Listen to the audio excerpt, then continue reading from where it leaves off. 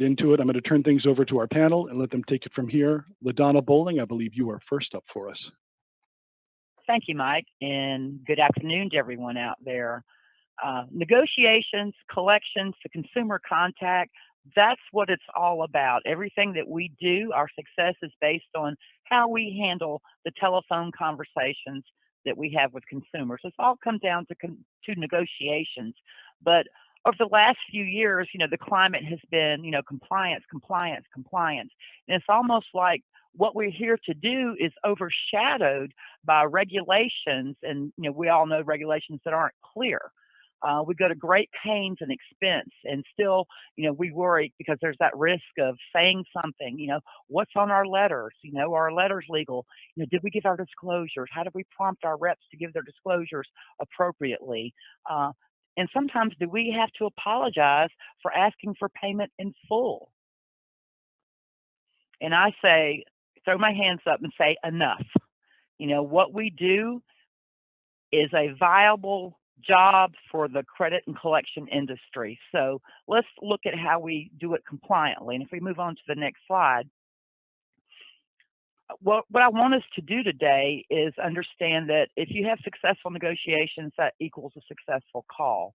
We want to talk about the fundamentals of communication and how that goes straight into negotiating.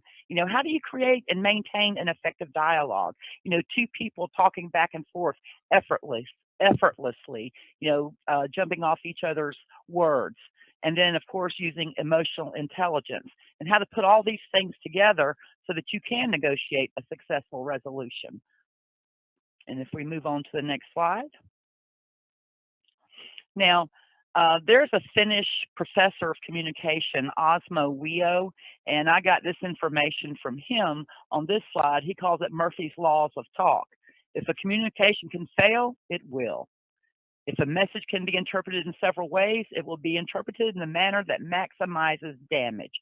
We all get those calls where the consumer says, it's not what they said, it's how they said it. That's interpretation. And of course, there's always that person who knows better than you what you meant by your message. And sometimes the more we communicate, the more difficult it is for our communications to go through. But the original Murphy's Law says if there are two or more ways to do something, and one of those ways can result in a catastrophe, then someone will do it. LaDonna, I'd like to jump in on that for just a moment, if we could, talking about just the Murphy's Law aspect of it. I'm a big subscriber to neurolinguistic programming, the studies from back in that started in the 70s with Bandler and Grinder, talking about the correlation of language patterning skills. And one of the base premises of neurolinguistic programming is called the map is not the zone, meaning we cannot objectively understand reality, and each and every one of us will see every situation a little bit differently. So that becomes our interpretation of the map. And in communications, especially in debt collections, when everything we say and the way we say everything comes under heavy scrutiny now, the more we create someone's different map, the more it can be misinterpreted or interpreted differently, especially in the hypersensitive environment where we have trap calls every 30 seconds, seemingly. We have to be very cautious about the manner in which we say each and everything we say. So LaDonna's point, if we could back up one slide real quick, Mike, I'd appreciate it. LaDonna's point is the more communication there is, the more difficult it is for communication to succeed. It's spot on. Imagine going to a barbecue and having 30 choices to choose from. There's a lot to choose from and a lot of bad decisions you could make. Whereas if you go to a barbecue and the choice is hot dogs or hamburgers, the communication is short, sweet, and simple. Therefore, you're going to be at lesser risk to make the wrong choice, as opposed to if there's, say, I don't know, gas station sushi available. Anyway, thank you, LaDonna. Just want to jump in on that. Well, anytime, Roger. So everything that we do is going to be based on, we talk about soft skills. And I think that emotional intelligence is the prequel, if you will, to soft skills. You have to know your party. You have to know how you react to things and how you're going to control the environment.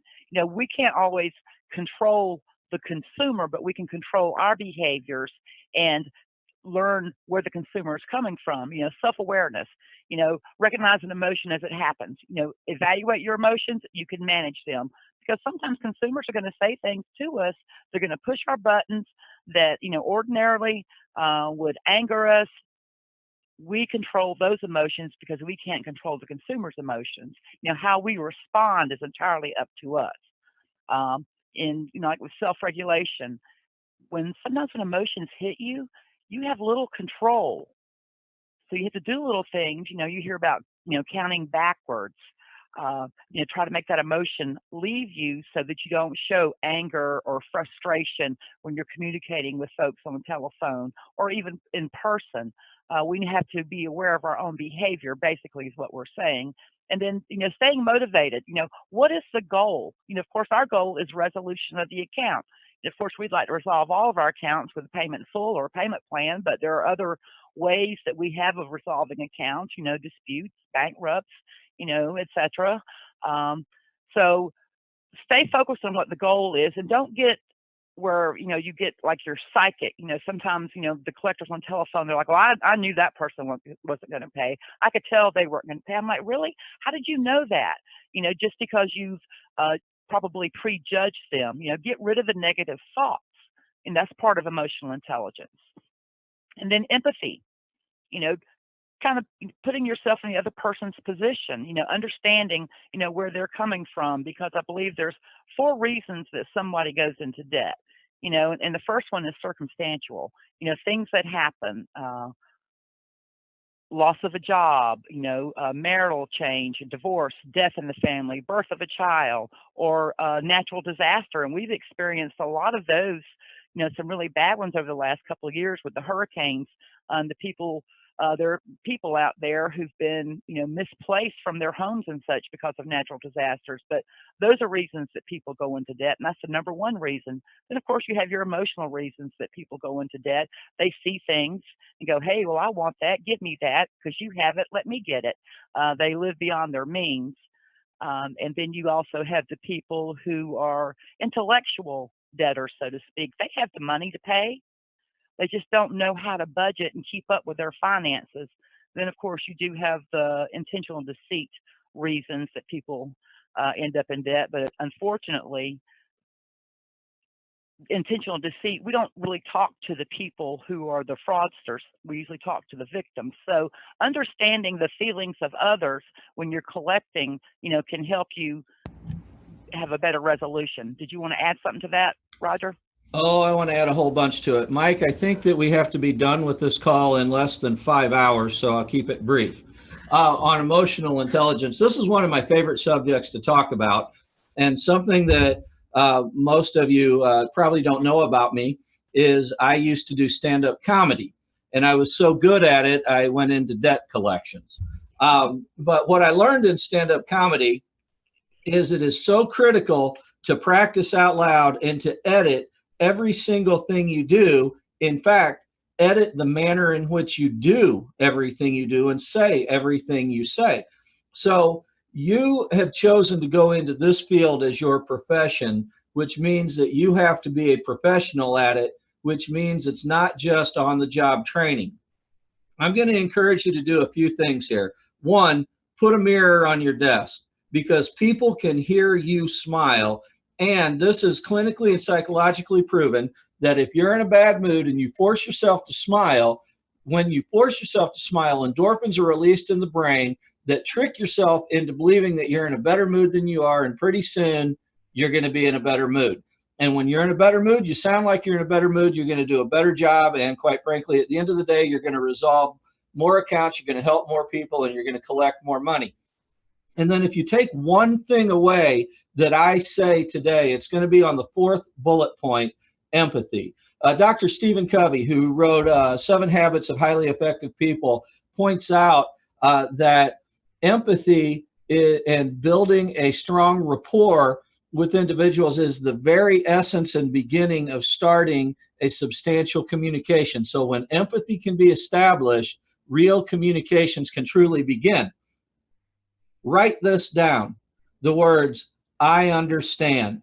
And when someone tells you, and I don't care what it is, I lost my job, I got divorced, the Cubs lost in the first game of the playoffs this year, and you say, I understand. That has to be a difficult situation to be in. You create an immediate and automatic rapport with that individual. So any communications that proceed after that point are going to be one on steadier and stronger ground. Thank you, LaDonna. I'll limit it to that, but you see how I could ramble on for quite a while. Oh, yeah. Actually, Go LaDonna ahead. and Rod, Yes. I wanted to jump in. I have a question for Roger because of the point that you just made about the phrase, I understand. Isn't there, one of the things that that makes me pause about that is that can also start to sound canned, can't it? Like you want to, if you're saying I understand, I want to know that you believe that you understand. I don't want to hear I understand as sort of a place filler so the conversation can keep going. I understand, Mike. That's a great question. See what I did there? Yeah, in fact, can. And I'm going to go back to my previous point of you have to practice. You have to be the consummate professional, and you have to practice saying it with feeling, and you have to practice being genuine about it. And I know that supports your statement of, boy, doesn't that sound canned? And I disagree, because as people, I think that we all do understand that people fall on hard times, or people put themselves on hard times. And that's okay to let people, most of the time we do understand what they're talking about. Hey, I lost my job. I'm supporting 3 children and my budget's tight. I think that anyone, most people can say, I understand. That's got to be a difficult situation to be in. Those kids typically like eating every day. Now, I'm not going to go that deep into it, but I think that we can understand the stress that is induced on that. I'm not telling you to throw it out as a line. I'm telling you to throw it out as a premise and to make sure you do understand. Unless this is your first collection call, which I'd be willing to bet that the people on this call have made a few of them in the past, or even if they haven't, several people have been on the receiving end of collection calls, or simply been in tenuous job situations, or lost their job, or a myriad of other circumstances that might exist. If you don't understand, I guess I would offer and say, well, don't point out that you do understand. But I think most of the time we can understand and have an obligation to understand why people are in these unique circumstances. And when you tell them you understand, those words communicate that you do understand. Oftentimes, people assume that others know what you're thinking or feeling, and we don't, because again, the map is not the zone. I don't know, Mike, how you read the map, nor do you know how I read the map. As just this is a perfect example here. You pointed out, wait, Raj, there could be some unintended consequences from that. And you're right, Mike. If someone's kicked back in their chair, throwing pencils at the ceiling to see how many they can stick up there, and someone says, I'm out of work and my wife has been in the hospital sick, and I say with all due lethargy, I understand. How would you like to pay this bill today? Then you're using it as a line. But if you understand that those consumers might be in a difficult circumstance, and you recognize and acknowledge the fact that you understand that, and that you're so glad you called them today because you're a professional that works with people in similar situations every day, and you're usually able to help them figure something out, I think that's going to go a long ways. I understand is merely the beginning of the entire strategy that I'll continue piecing together as we go through this. I know that was you asked me what time it was, Mike, and I told you how to build a clock, but I hope that kind of answered there. Yeah, and to bounce off what you said, Roger, you said the word acknowledge. people just want to have their feelings and what they're going through acknowledged. We don't necessarily have to agree with them, but they want to know that we've heard them and that we do understand. But, again, practice, because you don't want to sound scripted. Like you walk in some stores and they're like, welcome to Walgreens, welcome to Walgreens. They don't really sound like they mean it, like welcome to Moe's, welcome to Moe's. Practice it so that you really are making somebody feel welcome.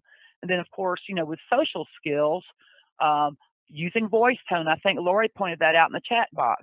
Know how to use your voice tone, know where to inflect on your words, volume of speech, pace yourself. I'm from the South, and I resent the fact that people say that we talk slow.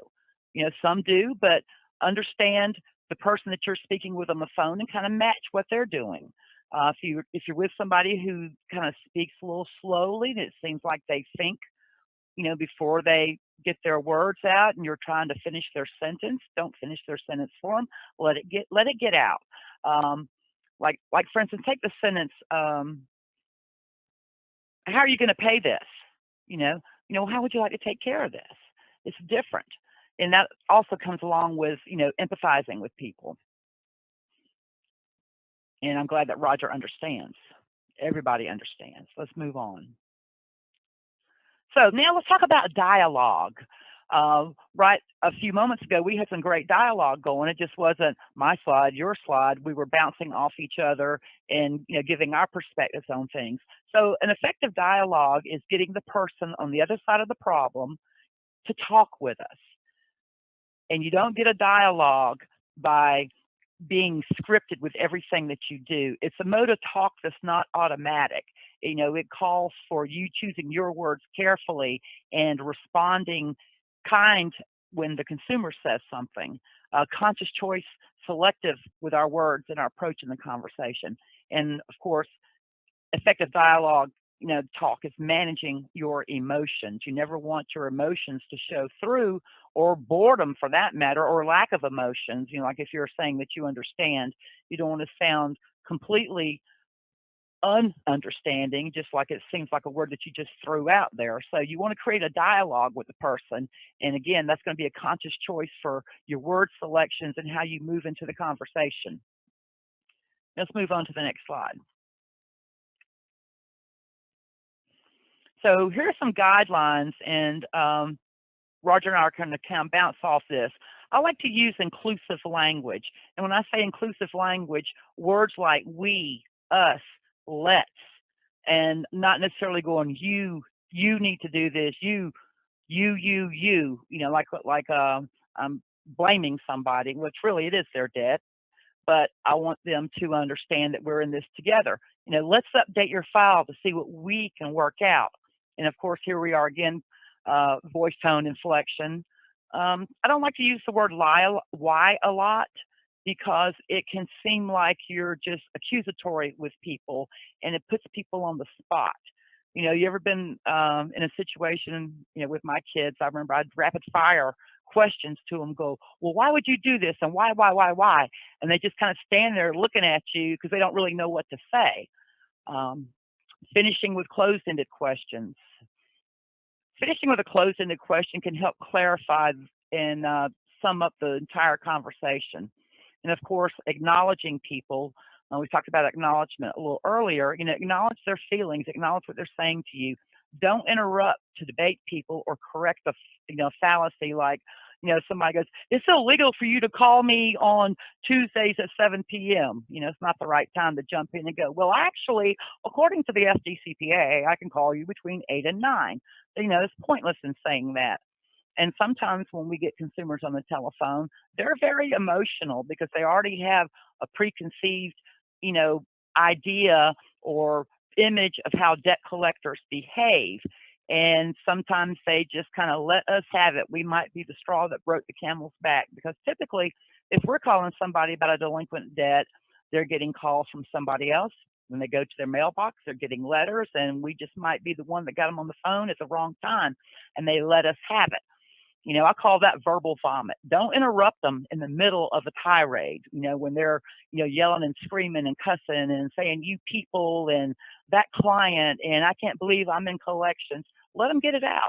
Because typically after they've said what they need to say, they're done. And then they're at a point where after you've acknowledged their feelings and understood where they were coming from, you can start your dialogue. And of course, don't sound like you're reading a script, control your emotions. And this pretty much is going to sum up emotional intelligence.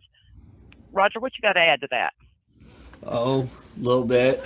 So I want to talk about communications just for a moment. And there's some different numbers that float around out there, but the premise is all pretty much the same. And that is there's three types of communications. There's physical, there's vocal, and then there's verbal. And the physical communication is the body language, eye movement, if you're my teenage daughter, eye rolling, and things to that nature, your posture even. And then there's vocal, and that's how you say what you say, and verbal, the actual words that you say. So on the phone, which I've always been told I have a face for the phone, so this kind of works out well for me, you lose over 55% of the overall communication. So you're very reliant on the vocal and the verbal communication.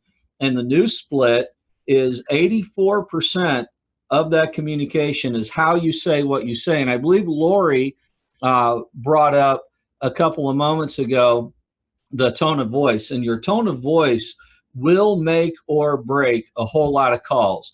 I know that we hear a lot of times people speak very condescendingly. Maybe it's because they're having a bad day. Maybe it's because of the household that they grew up in, or for whatever reason, they just really like to talk down to people, or they don't even realize they're talking condescendingly to people. And then 16% is the actual words you choose. And that's why it's so imperative that you choose every word that you use deliberately. To LaDonna's point about why and why not will immediately put someone on the defensive. And if you're in your mind's eye, you can picture that defensive energy. They're leaning back in their chair, they're crossing their arms, and they're disengaging with you. And we definitely want people to stay engaged. LaDonna says use inclusive language. At the collections coach, I call them power words. Things like real quick, us, we, you. I do use you because I want them to understand we're talking to you. Help is the most important word in our vernacular, in my opinion, because we are able to help so many people. I like the 67% of all statistics are made up. I've actually heard 72% of all statistics are made up on the spot 83% of the time, or something like that.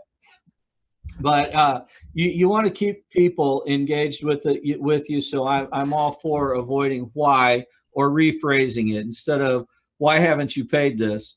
Well, can you tell me a little bit about what's prevented you from paying this, and get people to create a dialogue with you. Talking to people is easy. Communicating with people is when it gets tough. So that's pretty much what I've got about that. That's good, Roger, because just because somebody hears something you say doesn't mean that you've reached them or they understood you. So if we move on to the next slide, this is my passion slide here, because I'm a firm believer that you can say a phrase or a certain word and just absolutely kill the conversation right at the very beginning, or in the middle of when you're trying to rapport build with a consumer. And here's some that are my pet peeves, like the phrase, no problem. Somebody says thank you, or we do get thank yous in our environment sometimes, and you get the retort, no problem. Well, why should you doing your job be a problem? You should say something like happy to assist, or you're very welcome, and you sound like you mean it.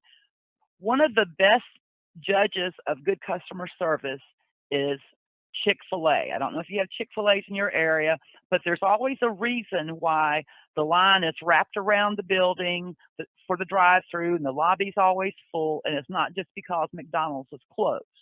It's because they have great customer service there, and I hear the food's okay, but their customer service is really, on a gold standard. If they hear you say thank you, they'll say you welcome, happy to assist, I'm pleased. Those are the standards that we should coming out of our mouths as we talk with consumers. And how about our computers are slow? Okay, I admit I've used this one. Our system's down. Our computers are slow. teach your staff not to say that, because that's just a bad reflection on your organization. We know it happens to the best of us, but if they have a consumer on the telephone, they can't pull the account up, the systems are slow, somebody's pulling a huge report that's draining all your resources. Teach them an alternate method of handling that. Like, I'm having some trouble pulling your account up. Rather than waste your time, let me call you back. And that's also a good way to say, can I communicate with you at this phone number? Or even, you need to calm down. In our collection centers, we like for our supervisors to manage by walking around.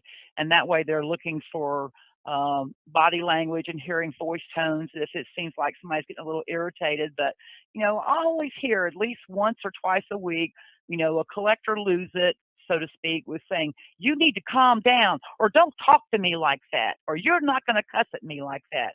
Well, that's not going to change the behavior of the consumer. Nobody wants to be told what to do. And if somebody is irate and mad and yelling, let them get it out there and then move on and control the conversation. Goes back to understanding and acknowledging. And another one is, from what I see, or it looks like, it's not any of that. What is it? Give me a definitive answer. Don't say it looks like. So no, tell me what you see on your screen. I've heard people say, well, it looks like we reported this to the credit bureau on January 15th. Well, I'm sorry, it doesn't look like. Either you did or you didn't. Because on the other end of the phone, I'm thinking, well, what's the true story here? From what they see or it looks like, I want the facts. How about that's our policy? That's another one that can actually kill a conversation. Well, I paid you in full, or if I pay you in full, can you delete this from my credit? None of us ever hear that, right? And the collector retorts with, we can't do that. That's our policy. Our policy states we don't do that. Well, every business, every organization has policies, and that's the minimum expectation from consumers, that you're dealing with an organization that has rules, policies, procedures. But continuously putting that out there is not going to get you anywhere. It's just kind of a stalemate, so to speak. Or here's the opposite of understand. You don't understand. Nobody wants to be told that they don't understand. Find a better way of getting your point across. What I'm trying to explain here is, I'm not going to tell you that you don't understand. Oh, and our computers are slow again, so you can tell that's really a pet peeve of mine. The phrase, I can't. Tell people what you can do. There are a lot of things that we can't do, like credit bureau deletions in exchange for payment in full. We're not supposed to do those, but, I can't. I wouldn't use that. Or you ever been on the phone with someone and it's in a customer service position and you want their name and their extension because you've already explained your story to them, and they say, well, I can't receive incoming calls. I'm like, well, how am I going to get back in touch with you? Start out with how you can do something. Tell people what you can do. And then another phrase or two words that I absolutely hate are the word unfortunately and the word but. Because when you say the word unfortunately in a conversation, it automatically sets up in somebody's mind that something negative is fixing to come, and they start shutting down and eliminating you as anybody they want to talk to. And the phrase but. Yes, we can update this, we will report this to the credit bureau as paid in full. Drop your sentence, drop your voice, end your sentence. Don't put, but it's going to take 30 days. But erases anything that you said before that. And Roger, I know you got some feedback on these, because I got like 15 others. I understand. So I want to go back to the premise that we talked about originally, which is, the more you talk, the more room for problems exist. And this is a great slide to point that out, because all of these words on here is negative noise. All it does is it can create animosity, or it can kill the conversation. And we want to get where we're talking about persuasion and negotiation here. And we have to get a yes before we can negotiate an amount. And we have to have rapport and cooperation before we get to that. So if we're telling someone that they need to calm down, and this always takes me back a couple of decades ago, When I saw a mother in a grocery store parking lot, not really shaking hard, but had her child by the shoulders, shaking her a little bit, yelling at her to calm down. Well, I'm pretty sure the child didn't calm down. I mean, it even spun me up a little bit. So that's always resonated in my mind, and now it shall yours too. And then when the word but, when someone says, you know, I really like Joe, he's one of my best friends, he was my best man in my wedding, he gave me a kidney, but he sure is slow on this, doesn't do this kind of a job, etc. You really negate any of the positives that you said before the word but. So really watch eliminating that negative noise. And like LaDonna said, make a statement that takes a position and end the sentence. Remember, you're there for two reasons. One, to collect an account. And if you're using a lot of excuses like this, you might be in the area where you're not going to collect the account and you need to exit that call as professionally and quickly as possible. Or you could be in a trap call, and in order to mitigate risk and bring down the chance that you might get sued, you want to avoid saying some of these things that can and will be used against you at a future time. So again, this goes back to writing down everything you say and editing everything you say periodically, and bounce it off your buddies next to you, bounce it off your supervisors, your managers, your colleagues in the industry, and anyone else who will listen, because you'll get different perspectives from everyone. Thank you. Now, right party identification. This is where I have seen what could be a good call go bad really quickly. And I'm sure that a lot of you have experienced this in your shops as well. You know, identifying the consumer sets the tone for the entire call. You know, we ask for the consumer, and then we have different ways of doing this. Let me make sure I got the right Mr. Weiss on the phone. May I have the last four of your social? Or you might say something like, but Mr. Weiss, I'm looking for the last four of his social is 6862. Is that you, sir? And then, of course, now the consumer, they're like, well, what's this about? And then the collector is back with, well, I can't divulge that until I make sure I got the right party. Well, I'm not giving you my information. I've heard about you scammers. And then the collector's back with, well, I can't tell you anything until I know I'm talking to the right person. And they just get into a deadlock, and it goes back and forth until, you know, somebody breaks. Either, you know, the consumer goes, okay, fine, yeah, that's me. Well, now they've already, you know, they're frustrated, and they don't really want to communicate with you now. And they're doing so grudgingly. When a consumer doesn't want to identify themselves, you know, we need to use tactics to make them comfortable with us. You know, I understand, Mr. Weiss, that, you know, you've, you know, heard about, and there are lots of scammers out there, but I assure you, the whole reason I'm doing this is to protect your information. I wouldn't want to reveal your information to the wrong Mr. Weiss. Now, the last for your social is, and let Mr. Weiss roll into it, and then you thank them. Thank you for verifying that for me. And then you move in to what the whole purpose of the call is. And again, this is one of the areas where it's a very touchy area, and it is so important with setting the tone for the call. And move on to the next slide. Glide into your disclosure.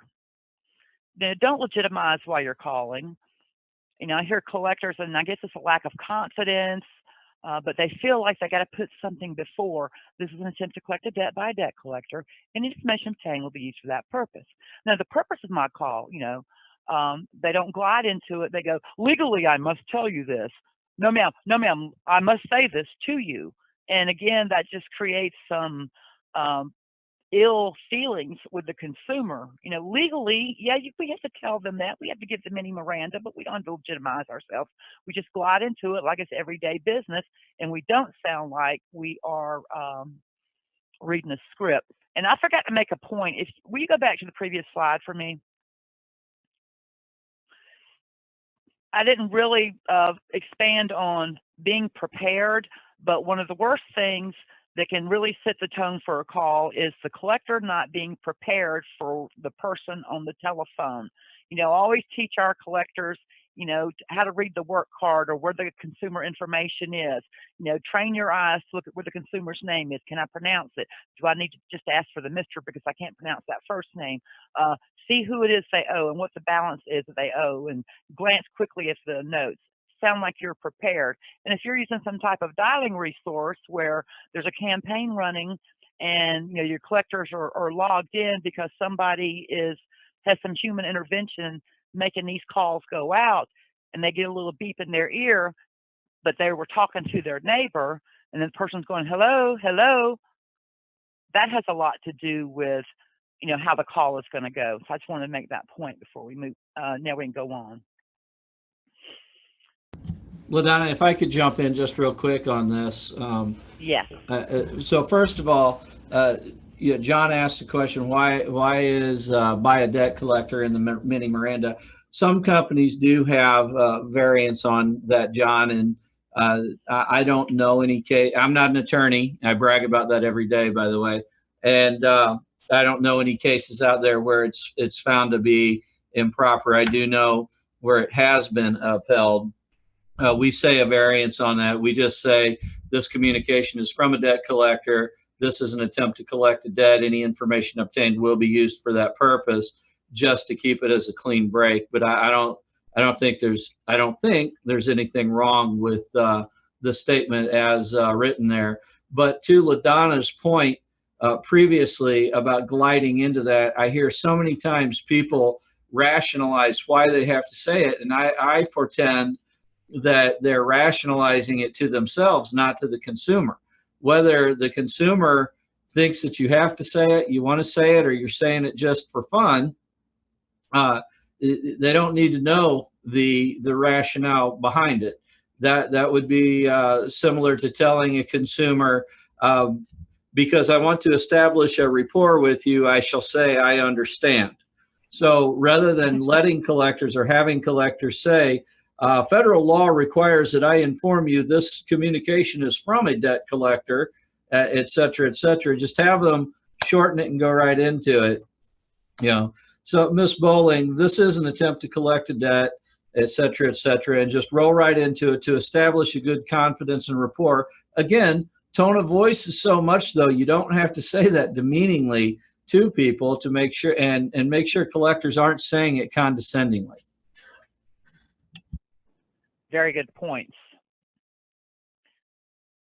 And again, that's where a lot of the tension starts with the call. And then, you know, rapport building and fact finding. And this is, you know, Roger and I are kind of on the same page with this, but we have different techniques. You know, you build a rapport, you create the dialogue, you know, going back and forth with the other person, and your questioning methods creates that dialogue, you know, asking open-ended questions, you know, gets the consumer to open up, be forthright about their situations, and let you know about their circumstances so you can understand, you know, what led them to this path. You know, how much can you pay? Where are you working now? When we have a consumer, if we ask them to pay in full and say, you know, how do you want to take care of this, you know, $458.92, and they say, well, I can't pay all of that right now, then we get a little bit of information. We update their file, and our collectors kind of go through a series of questions. You know, so where are you working now? And we find out the frequency of that pay, but we ask that they do that as opposed to saying, do you work? I want to chime in on that too. LaDonna and I talked about this a little bit in preparing for this. I go at things a little bit different, and this kind of plays on the next part of the I understand thing, and it's to point out that I am there to help them and to gain information from them. So the whole line that I might use goes something like this. I understand, Mr. Smith, that's got to be a difficult situation to be in. I'm really glad I'm talking to you today, because I talk to a lot of people in similar circumstances every day, and I'm usually able to help them. Now, let me get some information from you, and I'll see how I can best help you. Can you tell me a little bit about what got you in this situation? Or I'm trying to get them to talk a little bit more to me because I want to gain information. And you might find out that they changed jobs, or their jobs changed ownership, and the benefits changed. Recently, I was just talking to a buddy of mine who his job changed ownership, and ownership had a different policy on mileage reimbursement. He's in sales, and that change was going to cost him $700 a month, and he wasn't real happy about that, obviously. I like to use the closed-ended questions to get clarification or to get a simple answer. I guess an example of it, not one that I would necessarily use, but would be, and what's your hourly rate of pay? Something along that lines. So that would be my 2 cents on the fact finding and rapport building. Letting people know that you're there to help them get it resolved does put their mind at ease, and you're able to work through the negotiation a little bit smoother. Thank you, Roger. And I like to use those types of questions, like the closed-ended questions, if you have someone on the phone where you've gotten them to open up too much and now you can't control the call. And using closed-ended questions can help you sum up what they just said and move on to another section or move on to the next step in the process. So many times people think that the person who's talking the most is the person controlling the call, but that's not the truth. You just ask the questions in a way that helps you close the call or close the situation. Like the consumer starts, they start letting you know everything that's happened to them, with their lives, about their job being cut, or they're with this new job now that promised them extra pay, but now their expense reimbursements aren't what they used to be, and now they're making less money. They left their old company and they don't really like that. And so you could jump in and sum that up and say, so what you're telling me is, a job change, you've had to readjust your finances because your income has lessened. And that really just shows that you not only heard them, but you listened to what they said. Because most of the time, people listen to respond. They don't really listen to understand. You ever been in a conversation with someone face to face and you're telling them something and you see them and they're looking at you and they're nodding their head at you and almost like they're trying to make you hurry up because they got something else to say. They're listening to respond. They're not listening to understand. And people can pick up on that. So a closed-ended question kind of helps validate you with the consumer to show that you are listening to what they're saying and you are understanding what they're saying. Did you want to add anything on that, Roger?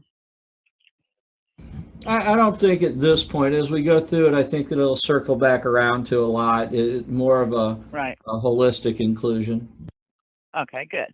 So then, to add more about effective questioning techniques, you can understand the consumer's personality type so you can adjust your approach. And this comes down to, using emotional intelligence as well. There are so many different personality type studies out there. One study says you have 3 personality types. One says 8 facets of your personality. We all have our dominant personality type, and maybe one day you're calling somebody and they're in their aggressive personality type. So you would need to adjust your approach when you're talking to them. If you have somebody who's in an introverted state, then you change your approach. If you have somebody that's in their extroverted state, you change your approach. And then you move in to identifying their reasons for non-payment. And when I talked about that a little bit earlier, circumstantial, emotional, intellectual, and then of course the outright fraud. But again, we don't usually talk to the people who are committing the fraud. We're talking to the victims of the fraud. Determine a solution, and this is where you are really using your dialogue techniques to get the consumer to go back and forth to see what they can pay, when they can pay, those types of things that will lead you to resolving the account. So I'm sorry to interrupt you, LaDonna. I wanted to jump in on determining the solution, if I could, for a minute, because I think that determining the solution is kind of the breakout of the purpose of this entire webinar today, because this is where negotiation really comes into play, and you have to be extremely cautious with your words, or deliberate, not cautious, I shouldn't say. As an example, and I'll hear collectors, I'll go into an agency to do a consultation or something, and I'll hear people say, do you want to put this on your credit card? Do you want to do a check today? Sometimes I hear, do you want to pay it in full today? Do you want to make a payment on it? Anything like that, you have to be very definitive with the words and when to use the words. You heard in a few of those statements, I said the words today, and that used to be every call all day you said that. But now, if that account is in the validation period, you don't want to say today. You have to be very cognizant about that, because just the word today can be considered overshadowing. However, I'm going to offer you a couple of different statements and lines to use that might lead to a more positive solution. And I always say my rule number one is, if you give a consumer the opportunity to say no, they will. So there are two potential answers to a yes/no question. That's no and no. So if I say, do you want to pay this by a check over the phone today? People are going to say, no, I don't. If I wanted to pay it, I would have already paid it. So rather, what I'm going to say is, are you currently enrolled in a savings account, or pretty much just checking? And I promise you guys can do you guys do a research on this and come back and tell me if 9 times out of 10 you don't get, no, just checking. That doesn't sound like a negotiation, but it is, because before I know if they can do a check over the phone or not, I have to know if they have a checking account. So I'm just going to mark that down. And then I might say, depending on my agency's policies or what have you, I might say, the easiest way to take care of this today is put it on your Visa or MasterCard, whichever's more convenient for you. They're going to tell you Visa, MasterCard. I don't have a credit card. I have all my credit cards maxed out, etc. But again, depending on how you ask that question, can lead to how if you're going to take payment and how you are going to take payment. But to back up before all of that, when I move into working with a consumer for a solution, I'm going to tell them, based on what you've told me, I think that we can figure something out, because I want to put their mind at ease. And that's kind of a transition, a segue into, we're now not talking about if you are going to pay the debt or not. We're talking about how you are going to pay the debt. So now we are negotiating. I'm not going to ask how much you have, even if they say, and I don't know if anyone else has heard this, but what's the minimum amount of a payment, or what's the minimum I can pay today, or what's the minimum amount due? I'm never going to answer that question, because the former owner of this company once told me many years ago, the worst thing that you can do is demand $100 from someone who can pay $50. And the second worst thing you can do is take $50 from someone who can pay $100. So I'm not going to give a minimum payment out, but I am going to ask, of the balance of $631, how short of that are you? And they might say, well, I could pay $20 a month. And then I might come back and say, well, actually, the easiest way to take care of it today would be put it on your Visa or MasterCard, which would be more convenient for you. I'm still working towards a expectation of a payment in full or a very high payment. And if you're allowed settlement options or down payment options, you might want to include those at that time. LaDonna, I'll pass it over to you and let you go on. I can talk about that a lot too.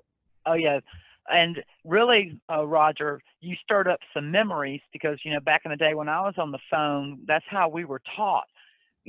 Pay. What can you pay today? If they couldn't pay in full today, we needed some now money. We wanted a down payment. If they owed $458.92, you give me $58.92 today, and then we'll work out something else, and then something else making assumptions, like, you could put this on your MasterCard or your Visa. We're making the assumption, which is going to call for the consumer to open up and give us more information. Well, I don't have a MasterCard, but I do have a Visa. Okay, well, great. Get that out. We can use it.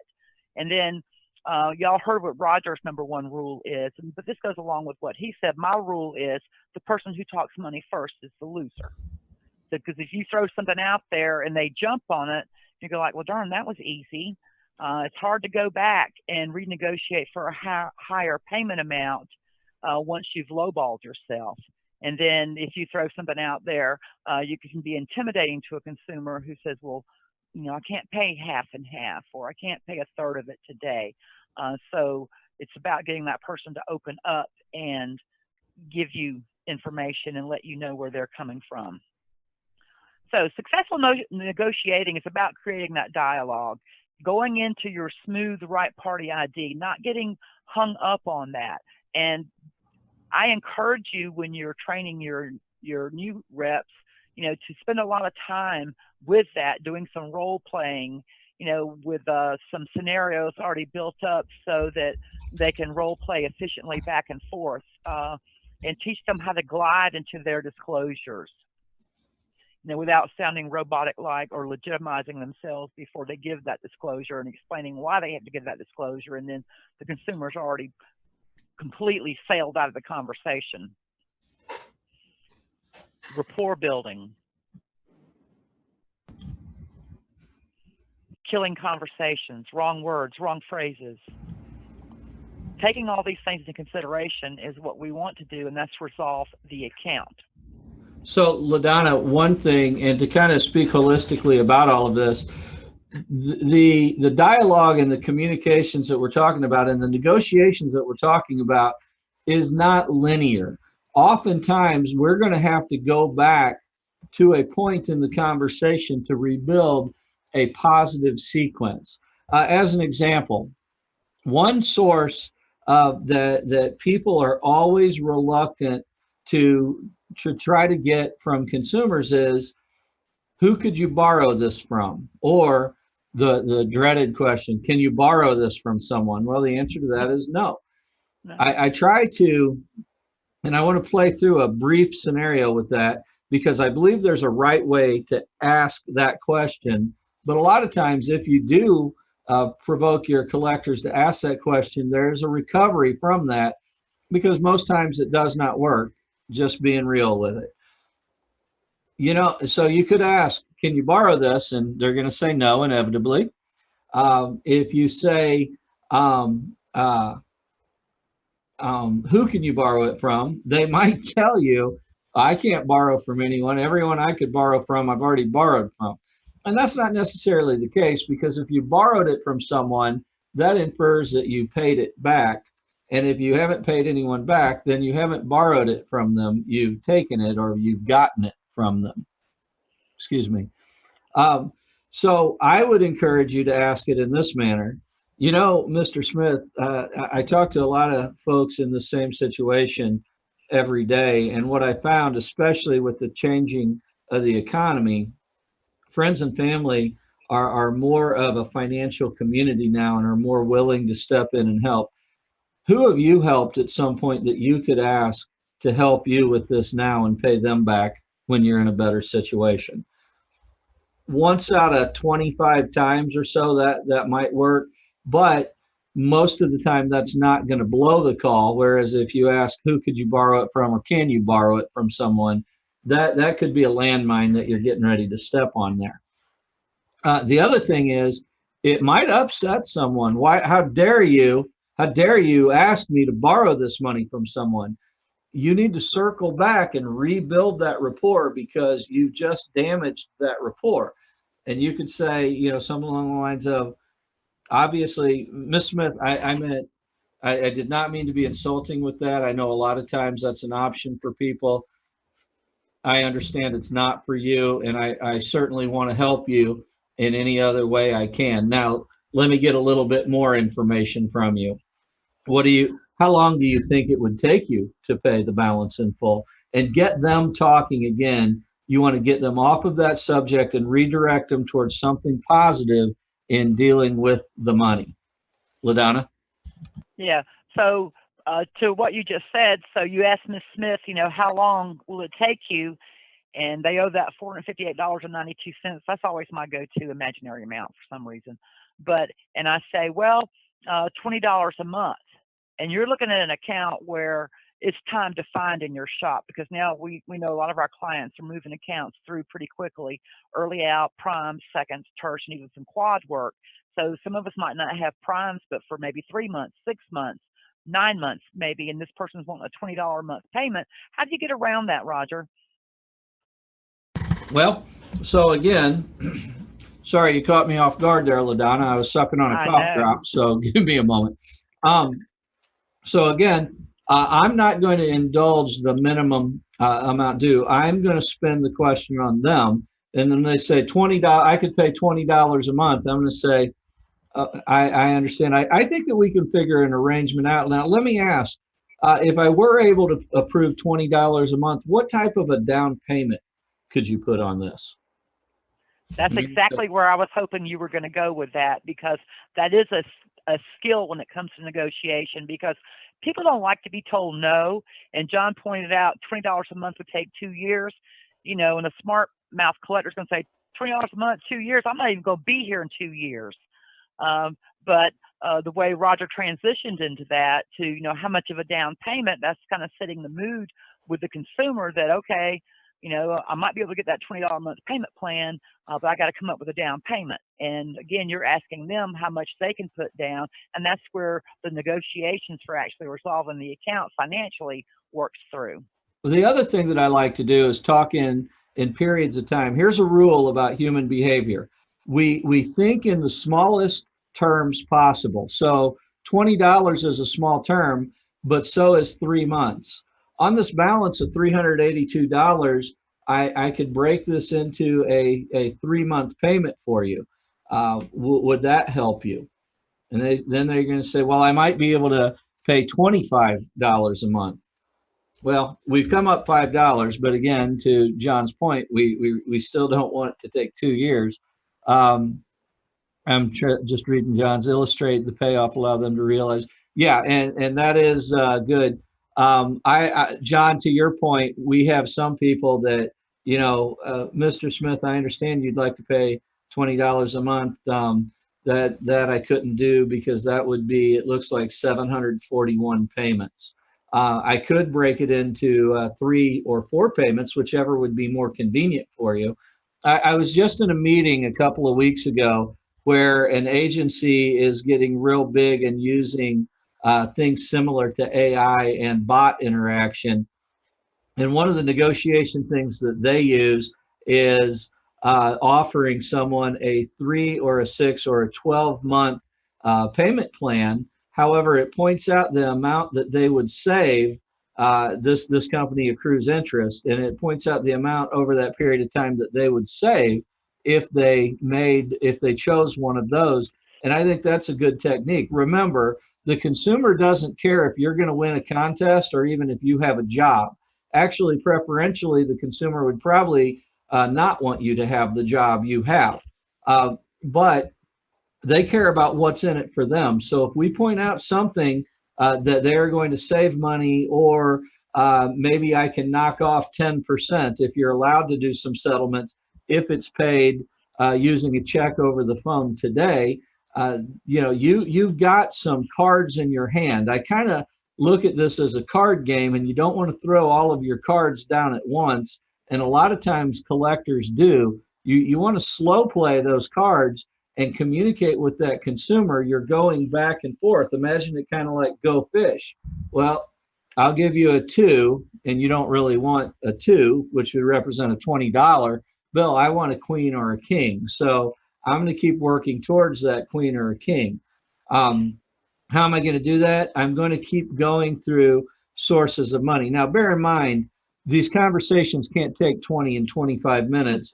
So there comes a time that you're going to have a bottom line. And maybe that bottom line is, look, if I can get $100 a month on this account from this person who started it not paying and then went to $10 a month, and I got them to $20 a month, and I can do $100 a month on a post-dated check over the phone arrangement. I just won that account. And it's not enough. The consumer feels like they win the account too, but it's not enough the consumer just feels like they win. They have to feel like they won by beating you. And then to the point of resolving the account, I would bring it back around by reiterating, once you do get that arrangement locked in and you're on your way to resolution, it's not resolved until that check or that credit card payment is cleared. I'm going to reiterate what's in it for them and the importance of communication and follow-up. So I'm going to say, Mr. Smith, I am so happy I was able to work with you on this account today. I know how important this seemed to you. The thing is, when you point out the importance to them, they take on the importance to them. They might not have ever thought about it before, but now it's important to them. I will also do that on the front side, and I will say, as we're going through the situation and what happened, I'll tell them something along the lines of, Mr. Smith, this sounds, you sound like an individual who you take care of your business, and this could be something that slipped between the cracks. It sounds like this is important to you. I'm certain we're going to be able to help you figure something out. And then you work through that, and then resolving the account at the end is locking them back into that arrangement so they understand the expectations of that arrangement. And everything that you just said, Roger, was using emotional intelligence. But, we're always going to have those consumers where, we've tried, we've given our best request, so to speak, and they started at 20 and they're not budging off that 20. Maybe they're on some type of unearned income, and all they can do is $20, $25 a month. Maybe you got them to 30 a month. We will do those, and we'll tell the consumer, we understand that things are tight right now, and we certainly appreciate your willingness to want to take care of this. So here's what I'm going to do for you. We're going to put you on that payment plan of $30 a month for 6 months. And we'll secure it with post dates. And at the end of the 6-month period, I'm going to give you a call back because we're thinking positively here, and your circumstances are going to change, and we'll reevaluate the balance left owed. And sometimes that's how we get past those accounts where the balances are really large and the consumer can only pay a very small amount. And sometimes when you're trying to get their information out of them, they'll tell you, oh, well, I'm only on Social Security. And they use that as an excuse so you don't expect much out of them. I always tell our reps when they tell you that, say this, I'm only on unemployment or SSI or retirement. The response is, that's great. I bet you're very good at budgeting. There you go. And the only thing that I would change in what LaDonna just said is, rather than I bet you're very good at budgeting, I would say something along the lines of, oh, I know that you've got to be one of the best budgeters there is, or something to build them up a little bit. There is a question of how to keep conversations short when consumers ramble. And the thing is, you obviously don't want to interrupt, but at the same time, you want to condense them. So wait for that. We all have those. Wait for that injection. And then I would say, oh, Mrs. Smith, I am so glad I'm talking to you. This seems very important to you now. And then pull it back around to the conversation and the balance. You're always going to have someone want to re-ramble and re-ramble and re-ramble. And quite frankly, a lot of times it's because they don't have anyone else to talk to. There's no money there. Wrap up the account and move on. Easier said than done, I know. But I'm going to and that just proves that you've built LaDonna. a great rapport. I said that just proves that you built a great rapport with them as well, if they want to talk with you. But and that's where I'll use the close-ended questions I'll sum up what they said to show that I listened to them, and then, kind of close it down at that point. But also, one of the questions is, or a statement that Chris Schumacher likes is, how short of the balance are you? I love that statement. Use it all the time. I think that everyone should use it because, again, on a $1,000 bill, someone's not going to say, well, I'm approximately $997 short. They might say, I can pay $10 or $20 a month. but they're not gonna throw out they're not gonna throw out the full amount due. And then Yep. finally, there was an off-topic kind of question, but dealing with websites, and that was, if you have your marketing site with a button to go to a pay site, do you need the mini Miranda right on there? What we do, and again, not an attorney, don't play one on TV, brag about it a lot, but what we do is we have a redirect stating that you are leaving that site and going to another site. And we still don't put the Miranda at that point because we don't know who's clicking on the button. We don't give our disclosures on our website payment portal until the person is logged in and we identify that they are someone who should be on there. Then we give all of our disclosures. I hope that helped a little bit. LaDonna, bringing it back to negotiating, though, do you have anything on what are the last things on the resolution of an account that you do? Well, at the end, if you negotiated effectively, did you get what you wanted? Was the account resolved? And again, it's not always going to be through money.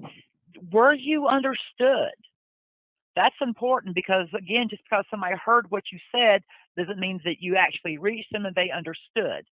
Did they communicate back to you? Because that's when closing a call, I like to recap the whole situation. Well, thank you, Mr. Weiss, and I know that you indicated that things have been tough for you financially, and I know that you're just as happy as I am that we could work through this and get it resolved. And you're going to do 5 payments of $100 each month, and we're going to take this money out of your checking account at Wells Fargo Bank, and these payments are dated for the 15th. And remember, Mr. Weiss, I told you that we're going to send you a letter about 3 to 10 days before we deposit those checks, and I ask that you just keep the money in the bank. And again, I really appreciate you taking care of this today, and let Hey, him if I at could that jump point. in on just that statement that you made right there, LaDonna, let's get modernized and electronified.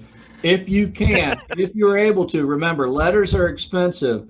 Emails are cheap and texts are even cheaper. So if you can send those reminders out electronically somehow, you could say, Mr. Smith, we're going to send you a reminder prior to every payment. Would you rather receive that via email or would text be more convenient for you? It's another positive way to ask something like that, and they'll tell you, I don't want a text, or I can't take a text, or I don't have an email. Then you can send the letters to them, but you can save your company some money by asking a question like that, if in fact you can send them electronically. Obviously, make sure you're set up for that first. Yes. And then, the third thing that I look at is, how did the conversation end? Did the consumer seem fine? Were they okay? Did their voice tone sound like they were, I'm not going to say ecstatically happy, but they were comfortable with you? They didn't sound like there was any fear or frustration or anger. Because sometimes if I see, a consumer, does a check over the phone, then they'll mail in a check, and that lets me know that the conversation wasn't understood on their end, that we didn't do a good job of explaining to them that we're not going to actually need those checks in the office, that we've, taken them over the phone, because I've seen those situations happen. And you don't want a consumer, hanging up with you because they feel like you've strong-armed them into doing something. And usually, if you're listening, you can pick up on all of these emotions from the consumer, and you want to make sure that when you end your call that there is no indication that they're uncertain about it, that they have a little fear of maybe you've intimidated them, and they're just frustrated in saying these things or giving you this information to get you off the phone. So it was brought up that, we didn't really touch on listening, and active listening is so important to everything that we're talking about here, not only listening to what is being said and how it is being said. Now, remember, you guys are the pros from Dover, and you know the importance of vocal tone and the inflection and the volume and everything that goes into that. I would highly encourage you to do some studying on active listening, because when you start listening for nuances in the tone of voice and obviously the words that people are saying and what they're not saying, that's going to lead you to know who you're dealing with on that end. The other thing that I was asked is, I brought up neurolinguistic programming, and do I have any recommendations for subscriptions? I got to tell you, I've got so many. I went on to Google 5 years ago or more, and I've got books on NLP that I still haven't read. Uh, um, uh, Covert Persuasion is one of my favorite books to read. I would encourage that. Rintu Basu is that's his real name, by the way, is known as an NLP Jedi, and he has a lot of good video blogs and stuff on YouTube that I would also look at. But you're not going to go wrong with any of the stuff that you find and that you read. Thank you, Roger. And All right. I just I want to have. say that, Oh, go ahead. Sorry. that this is the most important part of what we do. All that money that we spend behind the scenes, you know, initially I call them the 3 S's, you know, we scrub, we score, we skip. It all leads up to what takes place between, you know, your collector and that consumer on the telephone. And we want to turn our right party contacts into payments or resolutions, if you will, when we get them on the telephone and increase those. That's what it's all about. I get a little excited. All right. Somebody asked about the spelling of Rintu Basu. I'm going to put it in the chat box, but I'll spell it for you as well. It is Rintu and Basu at the end.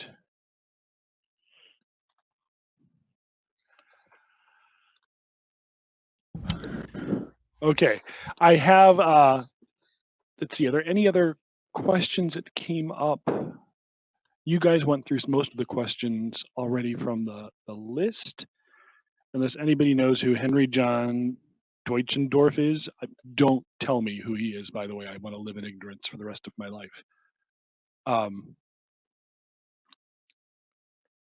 Somebody recommended in the comments during the presentation, when you have somebody who says, I can only do, let's say, a small amount, $20 a month, helping them see that paying $20 a month is going to take them X number of years. And for some consumers who are motivated, that would be enough to help them think, maybe I can dig a little deeper and pay a little more. On the other hand, you're going to have people who say, look, it's a waiting game and this is what I'm going to pay and it'll take 500 years and that's your problem and not mine. Yeah, and those are the ones, again, where I like to say, okay, you know, we understand times are tough now, and instill that thought in them and let them know that we're going to reevaluate this in 5 months and 6 months, and we're going to look for a bigger payment plan, if not payment in full. You know, hopefully things will change, Mr. Bevel, and you'll be able to pay in full then. Look forward to talking to you then. Perfect. I am not seeing any other questions coming through the chat box, so I'm going to start on the talk off. So thank you all for attending today's presentation on compliant, the art of negotiation, compliant conversations with consumers. I want to thank LaDonna Bowling from Contract Callers and also from, sorry, not also from, I also want to thank Roger Weiss from CACI and also from the, sorry guys, I don't mean to sound this so just, the collections coach. The collections coach and CACI. Yes. Oh, somebody wants to know, how about taking any small payment if you're running up against the statute of limitations? David is a name I like to say sometimes. So with statute of limitations such, I think you need to have a really great conversation with your counsel, because boy, are there some issues around, like if there's any hint that consumer made a payment that retold the statute of limitations in any way, I think it's going to be. Yeah, because it varies by state law and it gets kind of sticky, and it's been a hot topic with the regulators. So, you know, like Mike said, I would consult with counsel. All right. let's finish up here. This webinar series was made possible by the generous support of our partners and underwriters, BillingTree, TransUnion, Live